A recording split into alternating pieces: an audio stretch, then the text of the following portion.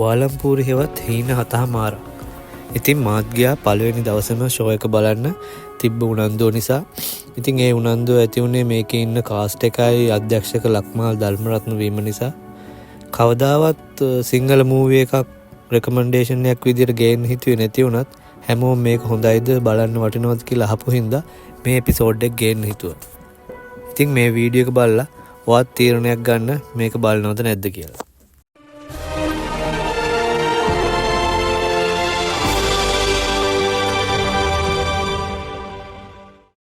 ඉතින් හැමෝටම තියෙන උනන්දුව හින්දාම මුලින්ම කතාව ගැන කියන්න. මේක මොන වගේ කතාවක්ද, බලන්න හිතෙන කතාවක්ද, බෝරින් කතාවක්ද? මේක ඇත්තටම ත්‍රිලර්, සස්පෙන්ස්, හයිස් පැත්තට නැඹුරු කතාවක්. මේ කතාව ගොඩනැගෙන්නේ සීගිරිය පැත්තේ ඉන්න නාට්‍ය කණ්ඩායමක් මුහුණ දෙන අනපේක්ෂිත සිදුවීම් මාලාවක් අල්ලලා. සල්ලි තියෙන එකත් නැති එකත්, සල්ලි වලට සත්තු වගේ පොර කන විදිය, පොඩි මිනිහා ලොකු මිනිහව හැමට දාලා බලන් ඉන්න විදිය, ඌව පාවිච්චි කරන විදිය මේ චිත්‍රපටයේ ලකා ලස්සනට හදලා තියෙනවා, පෙන්නලා තියෙනවා. මේකේ මේ මිනිසුන්ට වෙන ප්‍රශ්න එකිනෙකට පටලලා ෆිල්ම් එක අරගෙන යන විදියත් එක්ක මේක පොඩ්ඩක්වත් බෝරින් නම් වෙන්නේ නැහැ. එන්න කුතුහලයේ වැඩි වෙන විදියට තමයි ෆිල්ම් එක හදලා තියෙන්නේ. ඒ නිසා කිසිම කම්මැලි කමක් නැතුව එක දිගට බලන්න පුළුවන් කතාවක් තමයි මේක. ඉතින් ඊට වැඩිය මම කතාව ගැන කියන්නේ නැහැ. එහෙම වුණොත් එහෙම මේක ස්පොයිල් වෙලා ඔයගලන්ට බලලා වැඩක් නැති වෙන හින්දා. දැන් මං පොදුවේ ගොඩක් දිනෙක මගෙන් අහපු ප්‍රශ්න වලට උත්තර දෙන්නම්. එතකොට ඔයගලන්ට ලේසියෙන්ම හිතා ගන්න පුළුවන් මේක බලනවද නැද්ද කියලා. මේකත් කොපියක්ද? ගොඩක් ලංකාවේ ෆිල්ම් කොපි නිසා.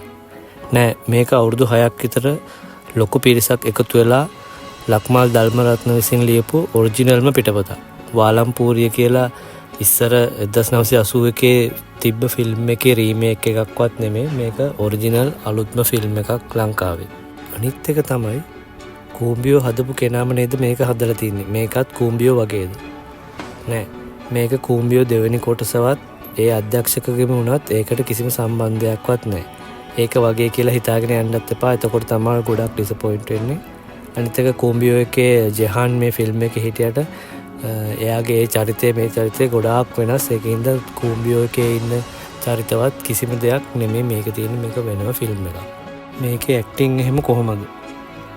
මේක ගැන ඉතින් ඔයගොල්ලන්ට කියන්න දෙයක් නැහැ. ඉන්න නවනිලි පිරිස දැක්කහම මේගොල්ලෝ එක්කෙනෙක්ට එක්කෙනෙක් පරදින්නේ නැති තරමට සුපිරි රංගනයක් මේකේ තියෙනවා. ප්‍රියන්ත සිරිකුමාර එහෙම ආයේ සුපිරිම රංගනයක් තියෙනවා. ඔයගොල්ලන්ට මේ වගේ හොඳ ඇක්ටිං ලෙවල් එකක් තියෙන සිංහල ෆිල්ම් එකක් මම නම් හිතන්නේ මෑත ඉතිහාසයේ බලන්න තිබ්බා කියලා මෙච්චර කාලෙකට. ඒ කියන්නේ මේක ලංකාවේ හැදිච්ච සුපිරිම ෆිල්ම් එකද? නෑ, හැම අතින්ම සාර්ථකයි කියලා කියන්න අමාරුයි. පොඩි අඩුපාඩුත් තියෙනවා. විශේෂයෙන් මට දර්ශන්ගේ ඩබ් කරලා තිබ්බ කටහඬ එහෙම එච්චරම සෙට් වුණේ නැහැ. ඒ වගේ මේක සුපිරිම ෆිල්ම් එකක් කියලා හිතාගෙන ගියොත් ඔයා ඩිසපොයින්ට් වෙන්න තියෙන අවස්ථා වැඩි. ඒ නිසා සාමාන්‍ය සිංහල සිනමාවේ දකින්නට ලැබෙන්නේ නැති සුපිරි ෆිල්ම් එකක් කියලා හිතාගෙන යන්න. එතකොට ඔයාට හොඳ නිර්මාණයක් බලන්න පුළුවන්. පවුලේ එකට ඔක්කොටම ඉඳගෙන බලන්න පුළුවන්ද? ඔව්, පවුලේ එකට ඔක්කොටම ඉඳගෙන බලන්න පුළුවන්. හැබැයි ඉතින් මේකේ කුණුහරුප එහෙමත් කියනවා. පොඩි ළමයින්ම එකන් යනවද නැද්ද කියලා ඔයාලටම තමයි තීරණය කරන්න වෙන්නේ. මේක හැබැයි වැඩිහිටියන්ට පමණයි කියලා කිසිම තැනක ගහලවත් වැඩිහිටියන්ට පමණ චිත්‍රපටයක්වත් නෙමෙයි. ඉතින් අවසානයේට කියන්න තියෙන්නේ ඔයත් ෆිල්ම් බලන කෙනෙක් නම් මලයාලම් ඉංග්‍රීසි ෆිල්ම් බලද්දි හිතනවා නම් ලංකාවේ මේ වගේ ෆිල්ම් හැදෙන්නේ නැහැ නේ අපිට බලන්න කියලා.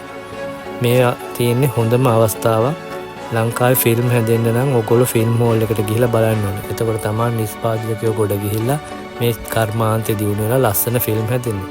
ඉතින් රුපියල් 500කට 1000කට පාඩු වෙන්නේ නැති සුපිරිම ත්‍රිලර් ෆිල්ම් එකක් තමයි මේක. එක්ස්පීරියන්ස් එකක් ගන්න ෆිල්ම් හෝල් එකට ගිහිල්ලා ඔයාලට ඒකට කිසිම පාඩුවක් වෙන්නේ නැහැ කියලා කියන්න පුළුවන්.